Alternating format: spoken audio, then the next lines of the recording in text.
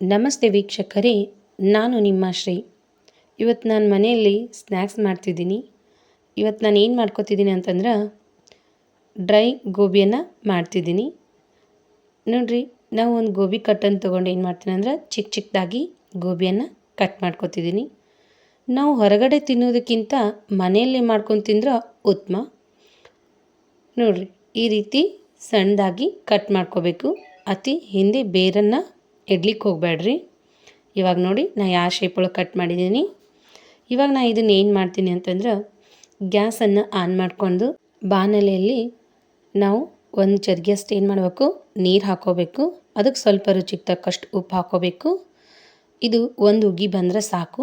ಅತಿಯಾಗಿ ಏನು ಮಾಡಬಾರ್ದು ಅಂದ್ರೆ ಕುದಿಸ್ಕೋಬಾರ್ದು. ಇಲ್ಲಾಂದ್ರೆ ನೀವೇನು ಮಾಡಿರಿ, ಕುದಿಯುತ್ತಿರೋ ನೀರಿಗೆ ಏನು ಮಾಡ್ಬೇಕಂದ್ರೆ ಗೋಬಿ ಹಾಕಿ ಎದ್ದು ತೆಗೆದ್ರೆ ನಡೀತದೆ. ನೋಡಿರಿ, ಇವಾಗ ಇದು ಆಗಿದೆ. ನಾನು ಏನು ಮಾಡತ್ತೀನಿ ಅಂದ್ರೆ ಆ ನೀರನ್ನೆಲ್ಲ ಬೇರ್ಪಡಿಸಿ ಸೋಸ್ಕೊತಿದ್ದೀನಿ. ಸ್ವಲ್ಪ ಇದನ್ನು ಆರಲಿಕ್ಕೆ ಬಿಡಬೇಕು. ಇದನ್ನು ಅತಿಯಾಗಿ ಬೇಯಿಸ್ಕೋಬೇಡ್ರಿ, ಯಾಕಂದ್ರೆ ನಾವು ಎಣ್ಣೆಯಲ್ಲಿ ಕರಿತೀವಲ್ಲ ಅದು ಬೇಯ್ತದೆ. ಅದಕ್ಕೆ ನಾನು ಕುದಿಯುವ ನೀರಿನೊಳಗೆ ಹಾಕಿ ಎದ್ದು ತೆಗಿಬೇಕು ಅಷ್ಟೆ. ಈಗ ನಾನು ಇದನ್ನು ಆರ್ಲಿಕ್ಕೆ ಬಿಡ್ತೀನಿ. ಇವಾಗ ನಾನು ಒಂದು ಬೌಲ್ ತೊಗೊಂಡು ಅದಕ್ಕೆ ನಾನು ಏನು ಗೋಬಿ ಕುದಿಸ್ಕೊಂಡಿದ್ದೀನಲ್ಲ ಇವಾಗ ಹಾಕ್ಕೊಂಡಿದ್ದೀನಿ. ನಾನಿಲ್ಲಿ 6ರಿಂದ 8 ಚಮಚದಷ್ಟು ಏನು ಮಾಡೀನಿ ಅಂತಂದ್ರೆ ಕಾರ್ನ್ಫ್ಲೋರ್ ಹಿಟ್ಟನ್ನು ತೊಗೊಂಡಿದ್ದೀನಿ.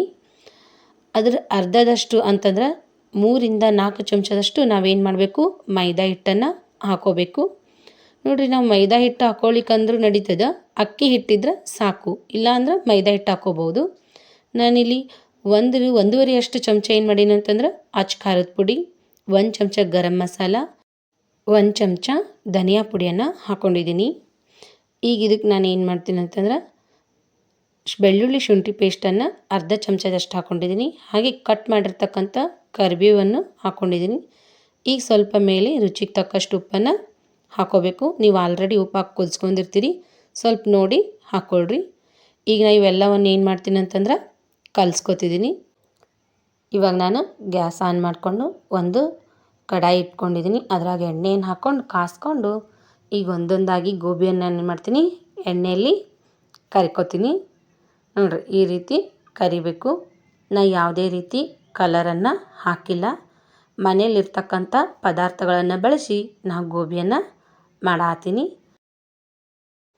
ಈ ರೀತಿ ಗೋಬಿಯನ್ನು ಮನೆಯಲ್ಲೇ ಮಾಡೋದ್ರಿಂದ ಸಂಜೆ ಟೈಮ್ನೊಳಗೆ ಮನೆ ಮಂದಿ ಎಲ್ಲ ಕೂತ್ಕೊಂಡು ನಾವೇನು ಮಾಡ್ಬೋದಂದ್ರೆ ಗೋಬಿಯನ್ನು ಸವಿಬೋದು. ನೋಡಿರಿ, ನಾವು ಎಣ್ಣೆಯಲ್ಲಿ ಎಷ್ಟು ಚೆನ್ನಾಗಿ ಕರಿಯಾಕತ್ತೀವಿ. ಈ ರೀತಿ ನಾವು ಕರ್ಕೋಬೇಕು. ನೋಡಿರಿ, ಯಾವ ರೀತಿ ಬಂದದಂದ್ರೆ ಹೊರಗಡೆ ಹೇಗೆ ಸಿಗ್ತದಲ್ಲ ಅದೇ ರೀತಿಯಲ್ಲಿ ನಾನು ಮನೆಯಲ್ಲಿ ಮಾಡಿದ್ದೀನಿ. ನೋಡಿರಿ, ಇವಾಗ ಗೋಬಿ ರೆಡಿಯಾಗಿದೆ. ಇವಾಗ ಅದೇ ಎಣ್ಣೆಯಲ್ಲಿ ನಾವೇನು ಮಾಡ್ಬೇಕಂತಂದ್ರೆ ಕರಿಬೇವನ್ನ ಹಾಕ್ಕೊಂಡು ಕರ್ಕೋಬೇಕು. ಮತ್ತು 1-2 ಮೆಣಸಿನ್ಕಾಯಿ ಹಾಕಿನೂ ಕರೀರಿ. ಈಗ ನಾನು ಪ್ಲೇಟ್ಗೆ ಏನು ಹಾಕಕತ್ತೀನಿ, ಗೋಬಿಯನ್ನು ಸರ್ವ್ ಮಾಡ್ಕೊಳತ್ತೀನಿ. ಮೇಲ್ಗಡೆ ಕರಿಬೇವು ಮೆಣಸಿನ್ಕಾಯಿ ಹಾಕಿದ್ದೀನಿ. ಇದರೊಂದಿಗೆ ಸಾಸ್ ಇದ್ರೆ ಸವಿಯಲು ಚೆನ್ನಾಗಿರ್ತದೆ. ಇದೇ ರೀತಿಯಾಗಿ ಮನೆಯಲ್ಲಿ ಮಾಡಿ ನೋಡಿ.